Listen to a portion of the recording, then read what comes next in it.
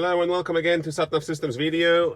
Today we have Volkswagen Caddy, the latest Caddy model SB, production 2020 onwards, and we installed again another camera into this latest car, original Volkswagen reversing camera.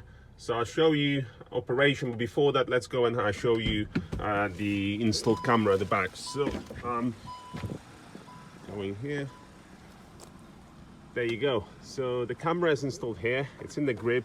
So obviously you press here to open the door. This is the twin door.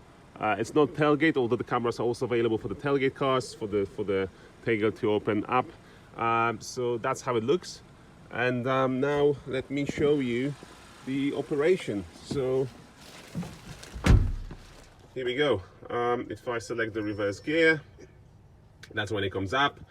You've got, the car came with the sensors, front and rear sensors, obviously optical, and you've got the camera as well showing. This is the high camera, so it's got the active guidelines. They move with the steering wheel, as you can see, and gives you different views. So you can see each corner as well, which is a brilliant feature. So you can see each side, or the normal traditional view like that.